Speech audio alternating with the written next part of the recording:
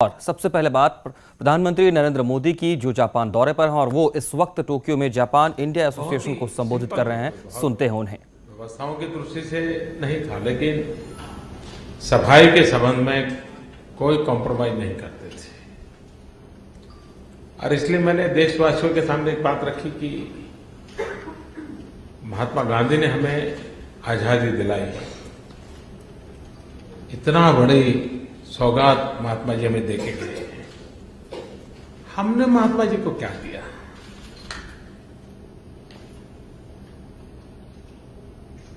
कुछ तो हमने लौटाना चाहिए।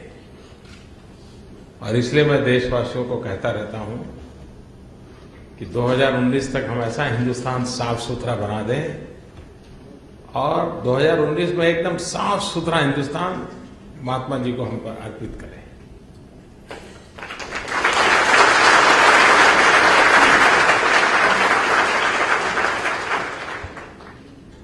तो आप भी अपने रिश्तेदारों को अगर चिट्ठी लिखते हैं यहां से, अब तो चिट्ठी नहीं लिखते होंगे, अब तो ईमेल करते होंगे, व्हाट्सएप पर बात करते होंगे।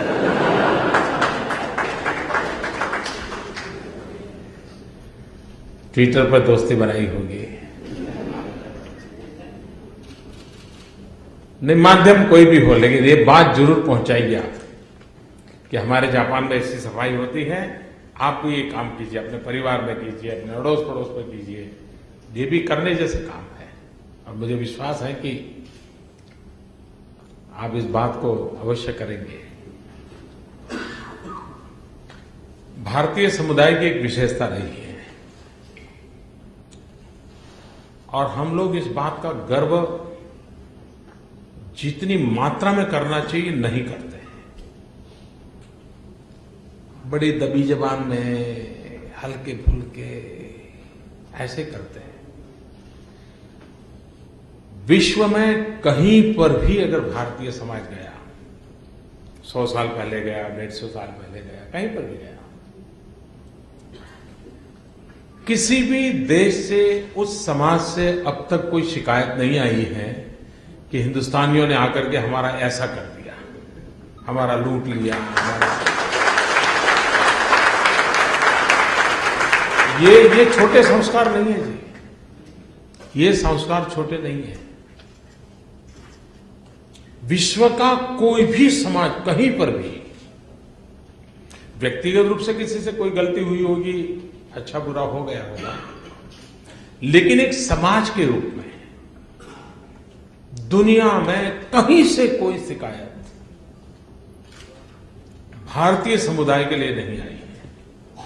ऊपर से सुनने को क्या मिलता है, भाई ये बड़े लॉ अबाइडिंग सिटीजन्स हैं, बहुत ही सरल है, हमारी इकोनॉमी में कंट्रीब्यूट करते हैं, लेकिन समस्या कभी पैदा नहीं करते।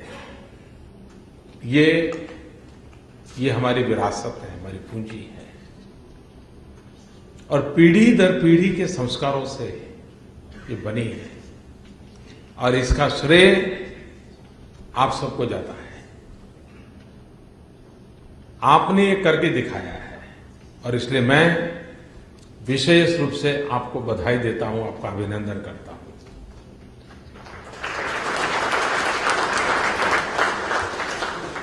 एम्बेसी में आकर के भारत क्या है जल्दी कोई समझ नहीं पाएगा, लेकिन आपसे मिलकर के तुरंत समझ पाएगा भारत क्या है।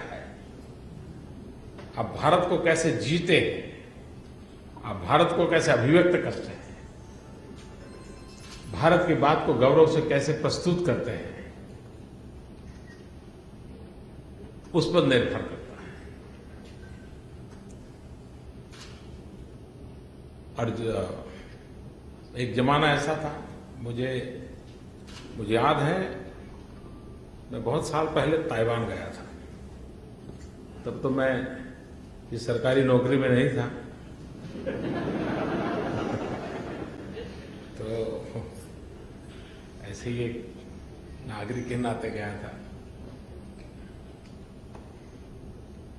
और 7-8 दिन मेरे पास उस समय भी बहुत रहता था, तो काम धाम तो था नहीं।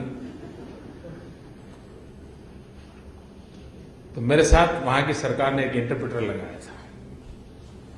वो इंटरप्रेटर कंप्यूटर इंजीनियर था, पढ़ा लिखा था। वो मेरे साथ इंटरप्रेटर के रूप में काम करता था, क्योंकि और तो कोई उसकी मदद के बिना हमारी गाड़ी चलती नहीं थी। तब दोस्ती हो गई हम 5-6 दिन में। पहले तो बड़ा ही नियम से रहता था, प्रोटोकॉल में रहता था, और शायद वो MEA डिपार्टमेंट का ही होगा जिसमें सबसे ज्यादा प्रोटोकॉल होता है। तो वो भी ऐसे ही रहता था, थोड़ा सा भी इधर उधर खिसकता नहीं था। लेकिन 5-6 दिन में मेरा व्यवहार देख के उसको लगा हाँ ये आदमी दोस्ती करने जैसा है, तो मुझसे दोस्ती हो गई, बातें करने लगा। आखिर 1-2 दिन बाकी थे तो उसने मुझे सवाल पूछा। बोले साहब आपको बुरा न लगे तो मुझे कुछ पूछना है। अगर जरूर पूछिए। नहीं, बोले आपको बुरा नहीं लगेगा ना। मैंने कहा पूछो भाई, कुछ बुरा नहीं लगेगा। नहीं, बोले सचमुच में आपको बुरा नहीं लगेगा ना। ऐसा वो मैंने बड़ा डरते डरते मुझे पूछ रहा था। फिर मुझे कहता मैं ताइवान की 20वीं सदी के उत्तरार्ध की घटना कह रहा हूं आपको, 20th सेंचुरी के लास्ट मंथ की, यानी लास्ट ईयर की। मुझे कहता है क्या आज भी भारत में जादू टोना वाले लोग रहते हैं? आप भी भारत में ब्लैक मैजिक चलता है? आप आज भी भारत में सांप छछूंदर वाला सारा खेल चलता है? और वो ये मानता था कि हिंदुस्तान में ये सपेरे लोग ही सब रहते हैं। यानी आप कल्पना कीजिए, दुनिया इतनी बदल चुकी है। वो एक कंप्यूटर इंजीनियर था, लेकिन उस देश में हमारी छवि ये थी। तो मैंने कहा भाई अब तो हम सांप वाले नहीं रहे, हमारा बहुत डिवेल्यूशन हो गया है। पीढ़ी दर पीढ़ी हम और हल्के फुल्के हो गए। तो बेचारा समझा नहीं। मैंने कहा पहले हम सांप से खेलते थे, अब हम माउस से खेलते हैं।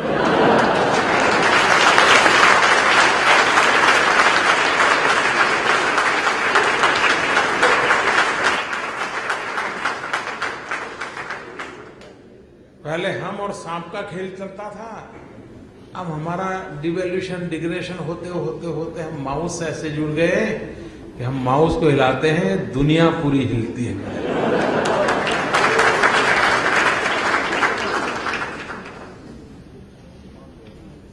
हमारे देश के 20, 22, 24 साल के नौजवानों ने दुनिया को अचंभित कर दिया इंफॉर्मेशन टेक्नोलॉजी के द्वारा। पूरे विश्व को भारत के और देखने का नजरिया बदलना पड़ा। कोई सरकार, कोई PR एजेंसी अरबों खरबों रुपयों का बजट जो काम नहीं कर सकता था, वो हिंदुस्तान के 20-22 साल के नौजवानों ने कंप्यूटर पर अपनी उंगली घुमा घुमा करके दुनिया का रूप बदल दिया है। ये ताकत हमारे देश की। हम इसका गर्व करते हैं क्या? विश्व के सामने हमने अपनी बातों का गर्व होता है। आप दुनिया में तो कोई भी देश देखिए, क्या दुनिया के देशों में कठिनाइयां नहीं होगी? होगी। तकलीफें नहीं होगी? होगी। अच्छे बुरे इंसान नहीं होंगे? होंगे। लेकिन विश्व का वही समाज आगे बढ़ता है जो अपनी अच्छाइयों के लेकर के जीता है, रोते बैठता नहीं है। छोड़ो यार, छोड़ो यार, पता नहीं पिछले जन्म में क्या पाप किया हिंदुस्तान में। अच्छा होता मैं किसी और देश में। ऐसा समाज दुनिया में कभी कुछ नहीं कर सकता है। अपने पास जो भी है उसके लिए जो गर्व करता है, स्वाभिमान से जीता है। और इसलिए हम दुनिया में कहीं पर भी रहे, दुनिया की सारी अच्छी चीजों का गर्व करें, लेकिन अपने स्वाभिमान के प्रति कभी भी कॉम्प्रोमाइज नहीं करना चाहिए। ये अपने आप में एक बड़ी ताकत होती है।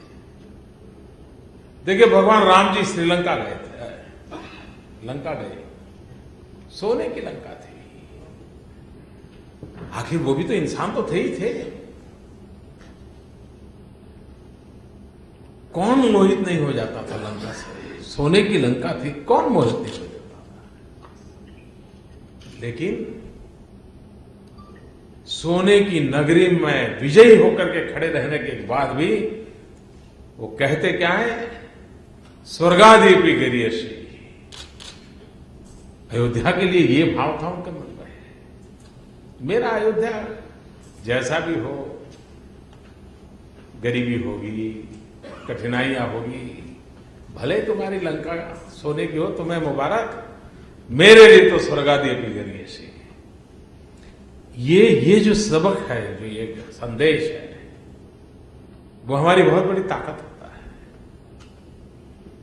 और मैं चाहूंगा विश्व भर में फैला हुआ हिंदुस्तान का कोई भी नागरिक हो, उसके हृदय में ये भाव बना रहना चाहिए।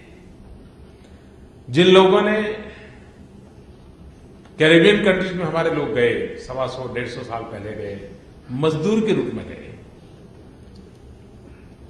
अंग्रेज उनको मजदूर के रूप में उठा के ले जाते थे।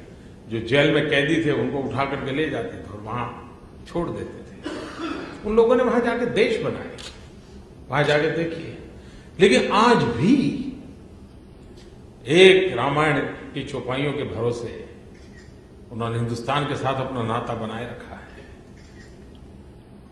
यानी अपने जो मूल है, नाभि से ही तो प्राण तत्व मिलता है। नाभि से कभी नाता टूटना नहीं चाहिए। वो नाभि से नाता कैसे बना रहे, इसके लिए हमारा निरंतर प्रयास रहना चाहिए। हम किसी भी देश में क्यों ना हो, लेकिन ये तो तय कर सकते, कम से कम खाना खाते समय शाम को सभी इकट्ठे बैठेंगे। 3 पीढ़ी होगी तो 3 पीढ़ी, 2 पीढ़ी होगी तो 2 पीढ़ी, 4 पीढ़ी होगी तो 4 पीढ़ी, और कम से कम खाना खाने के टेबल पर हम अपनी मातृभाषा में बात करेंगे।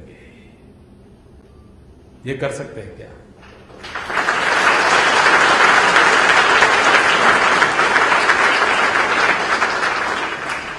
बात छोटी है, लेकिन इसकी बहुत बड़ी ताकत है।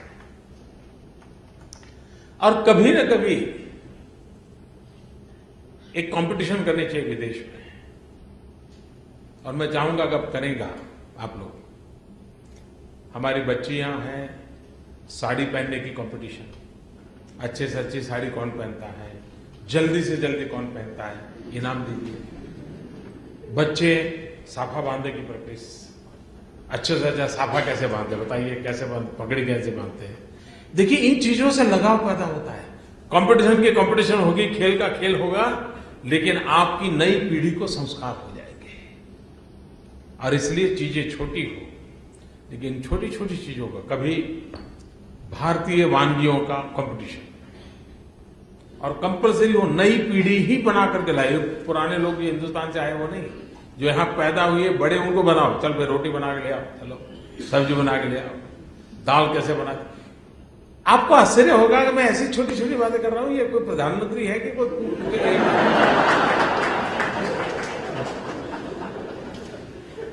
लेकिन मुझे मालूम है ये छोटी छोटी चीजों की जो ताकत होती है, वो ही दुनिया बदलती है। और हमारी नई पीढ़ी को इसके लिए तैयार करना चाहिए। और अगर आप इसको करेंगे, बाकी तो मैं इस देश का मेहमान था, भारत की बात लेके आया था, भारत की बात सुनाने आया था। जापान की बातें सुनने समझने की कोशिश की। बहुत अच्छे निर्णय हुए, जापान के साथ बहुत अच्छे निर्णय हुए। हिंदुस्तान में ट्रिलियन शब्द पहली बार शायद चर्चा में आएगा।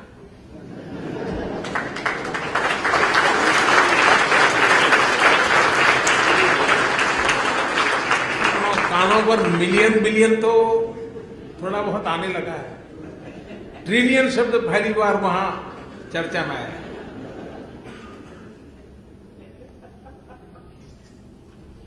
3.5 ट्रिलियन येन, करीब $35 बिलियन, यानी कि 2,10,000 करोड़ रुपए।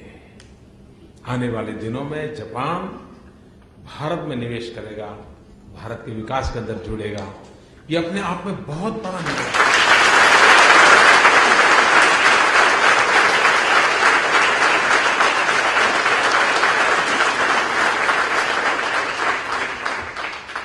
कुछ एरिया बड़े सेंसिटिव होते हैं, जिसको दो देशों को जरा आशंकाओं का माहौल रहता है। हमारे देश की 6 कंपनियां ऐसी थी जो प्रोडक्ट करती थी वो जापान में प्रतिबंधित थी। जापान के साथ हमारा उस विषय पे हमेशा लंबे अरसे से झगड़ा चल रहा था।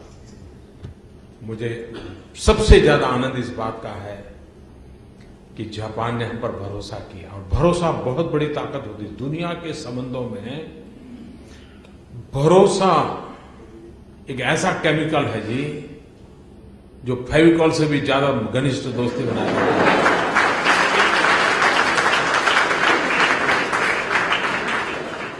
गहरी दोस्ती बना देता है। और उस भरोसे के कारण जापान ने उन 6 हमारे जो कंपनियों के उत्पादन थे जिसको प्रतिबंध लगाया था उसे हटा दिया।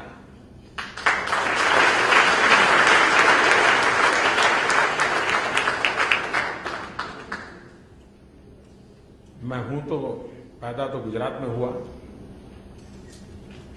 गुजरात में मुझे पाला पोसा बड़ा किया,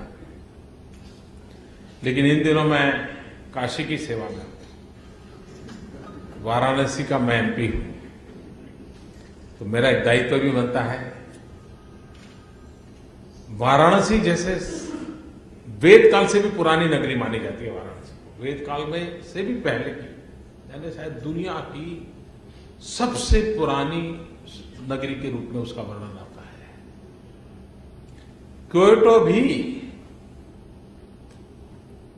काफी पुरानी नगरी है, यहां भी हजारों मंदिर हैं, वहां भी हजारों मंदिर हैं। यहां पर भी उसकी आत्मा जो है, स्पिरिचुअल आत्मा जो है, उसको संभालते हुए उन्होंने उसको मॉडर्नाइज किया है।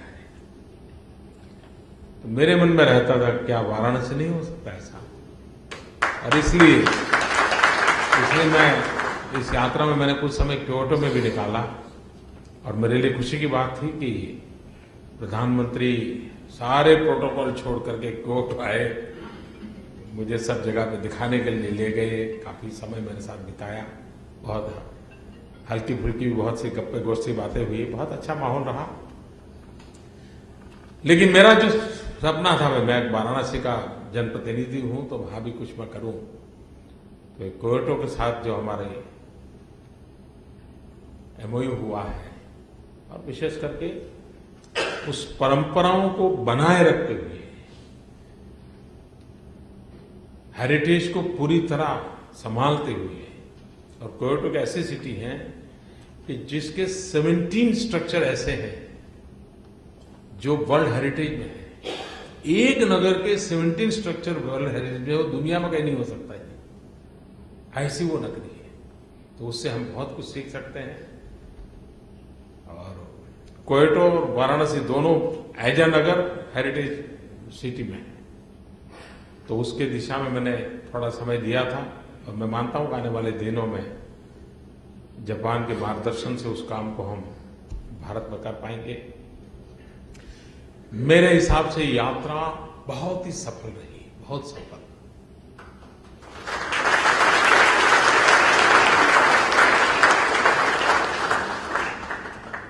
मैं इस यात्रा को एक और रूप में भी विशेष देखता हूं।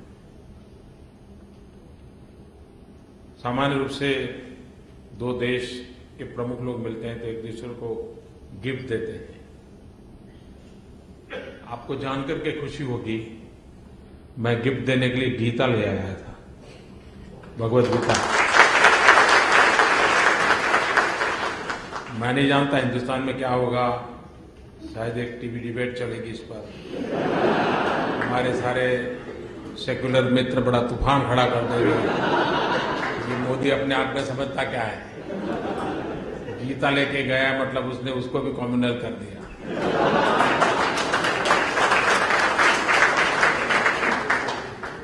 खैर उनकी भी रोजी रोटी तो चलनी चाहिए, और अगर हम नहीं रहे तो कैसे चलेगी। लेकिन पता नहीं आजकल ऐसे ऐसे विषयों पर विवाद करते हैं, लेकिन मेरा कमिटमेंट है, मेरा कन्विक्शन है, और मैंने इस निर्णय किया कि मैं दुनिया के किसी महापुरुष को मिलूंगा तो मैं ये दूंगा। और मैंने जापान में आज यहाँ के महाराजा को मिलने गया तो उनको भी मैंने गीता भेंट की।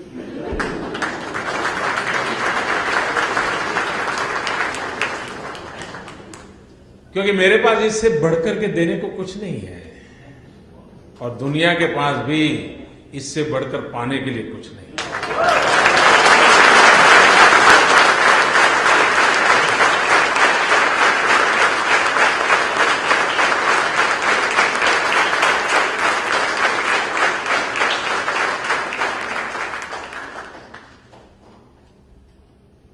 भारत और जापान की मैत्री, यानी इसका एक विशेष रूप है।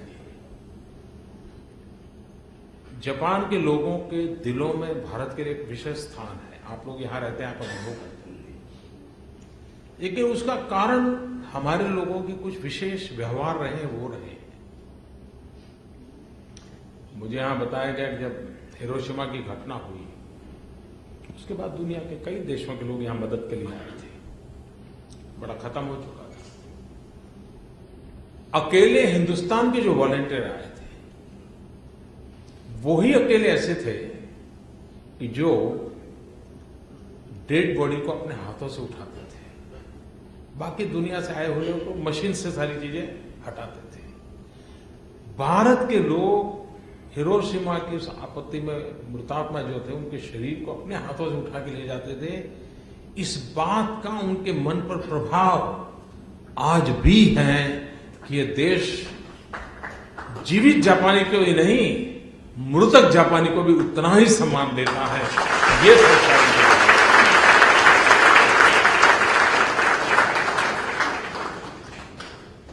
चीजें छोटी होती हैं, लेकिन और इसके कारण एक ऐसा इमोशनल बाइंडिंग है, इतना इमोशनल बाइंडिंग है।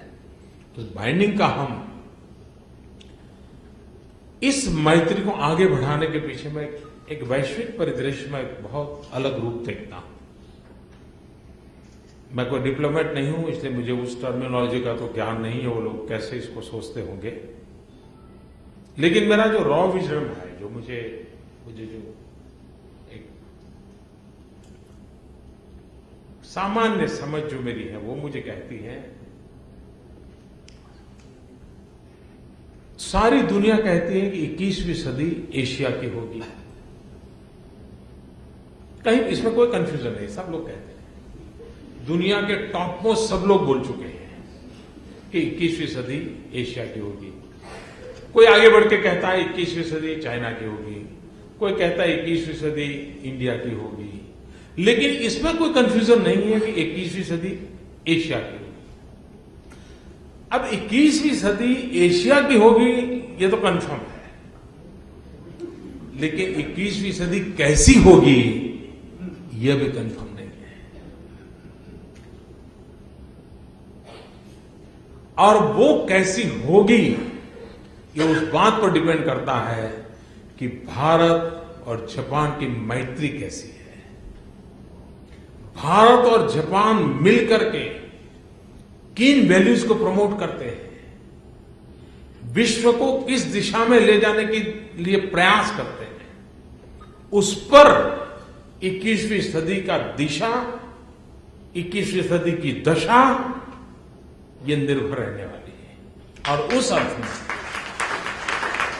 में भारत और जापान की मैत्री का प्रभाव आने वाली पूरी शताब्दी पर रहने वाला है। और आप जब जापान में रहते हैं तो इसकी ताकत क्या है, इस ताकत को समझ करके एक नागरिक के नाते, एक भारत के प्रतिनिधि के नाते, जापानियों के दिल में किस प्रकार से हमारा जुड़ाव बढ़ता चले और हम इस सपनों को साकार करें। मुझे विश्वास है कि भारत के गौरव को बढ़ाने में आप लोगों का बहुत बहुत योगदान रहेगा। दो छोटी चीजें मैं आपके सामने कहना चाहता हूं। हम इतने सालों से जापान में रहते हैं, एक संकल्प कर सकते हैं कि हमारे अपने प्रयत्न से कम 5 जापानीज परिवार को हर वर्ष मैं हिंदुस्तान देखने के लिए, जाने के लिए प्रेरित करूंगा। कर सकते हैं?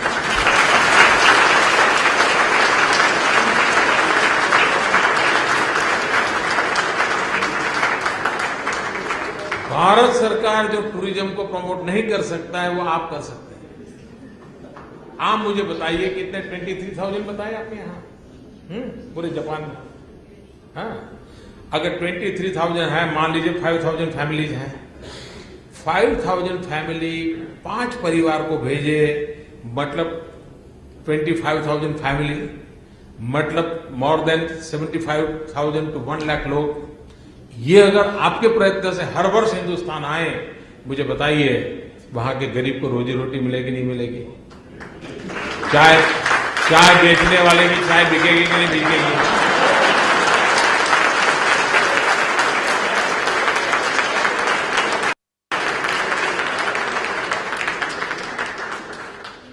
आप भी चाहते हैं ना चाय बेचने वाले की चाय बिके?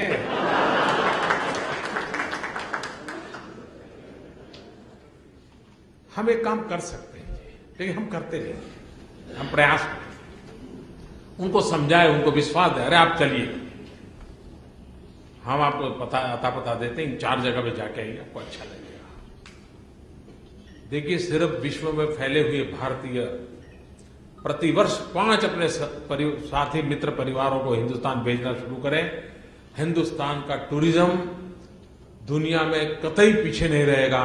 बड़ी सरलता से करने वाला काम है। दूसरी बात, अब तो दुनिया सारी सोशल मीडिया से जुड़ी हुई है, इंटरनेट से जुड़ी हुई है। मैंने प्रधानमंत्री कार्यालय में एक MyGov एक वेबसाइट शुरू की है, इंटरेक्टिव वेबसाइट है। आप उसमें जाकर के डिटेल देखिए।